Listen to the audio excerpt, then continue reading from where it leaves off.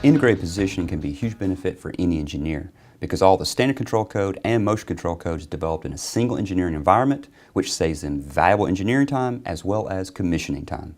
Let me show you how easy it can be.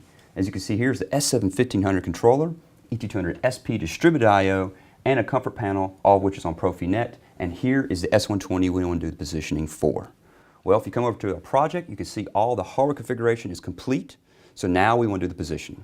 First step is we come over here to our technology object, double click on add new object. We get a little dialog box that pulls up, and as you can see here we have a couple of choices. We have speed access, positioning, and external encoders. For this example we're going to use the positioning, give focus to it, click OK. So now it's going to pull up the entire dialog for doing the positioning for this S120. Let me actually give complete focus to it. It gives us a real nice graphical representation of the user program, the technology object that's going to actually be located in the actual CPU, the drive, and the motor. We are going to do a linear position, and we're going to use engineering units of millimeters. That's fine. Let's go down to the hardware interface, give focus to the drive. So now you can see we have a drive, the controller, and the actual motor.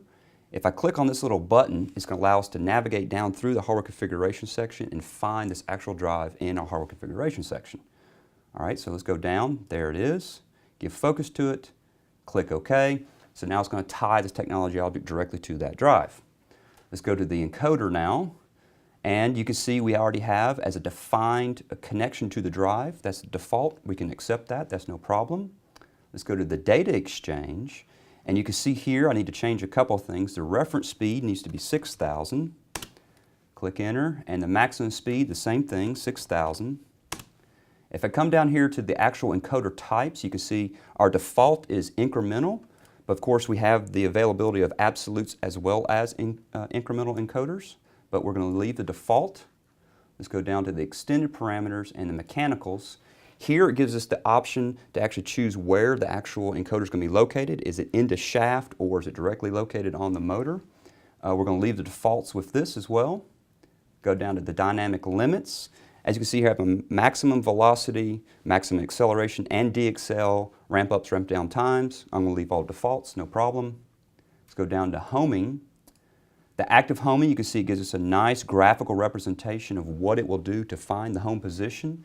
If I change it, let's say to another one, you can see it's a different type of graphical representation. Let's go back to the default, that's no problem. And last but not least, here's the actual control loop gain.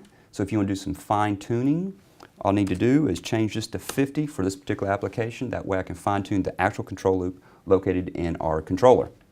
All right, let's now go over to our program blocks. And as you can see, I have two new blocks here, two MC blocks for the interpolator and the servo. Give focus to the main OB, double click on it. So as you can see in our main OB, we have no program. What I want to do is come over to the task card and go down to the technology section for motion control. Let me give focus to this, and now you can see our PLC open blocks that are available to us for programming. The first one I would like to use is the MC power. Let me drag and drop this into the project. Accept the default data block. Now let's actually tie this to the TO we've created for positioning. Let me drag and drop that over to the axis input. Now I want to enable this. I want to use the input 0.0, click enter. Now I'd like to do a home MC block. Let me drag and drop this into the project. Accept the default data. Now I want to tie this to the TO as well. Drag and drop it over to the axis input. Again, I want to execute this one as well. So I want to use input 0.1. Now I'd like to do some absolute moves. So let's drag and drop the first one in, accept the default data block, let's tie it to our TO, and our execute is going to be an input 0.2. Our position is going to be, let's say, 400, and our velocity is going to be 1,000. Of course, I could actually use tags instead of absolute values, but in this instance, I'm actually going to use absolute values. Let's do another absolute move. Accept the default data block. Let's tie it to the TO. Let's execute this with input 0.3. And our position is going to be 200. And I'm going to use the standard velocity coming from the technology object. You'll see we have some -1s and next to acceleration, decel, so on and so forth. And this is derived directly from the TO. So now I want to give focus to our CPU. Click the download arrow button. And now he's compiling everything that we've done up to this point for the actual TO and the actual programming itself. Click on load and click finished. Now I want to give focus again to the main CPU. Click go online. Once it has, in the actual TO itself, we'll see underneath we have something called commissioning. Give focus that, double click on it. And we see we have some kind of error here, so I have right underneath it something called diagnostics. Let's give focus to that.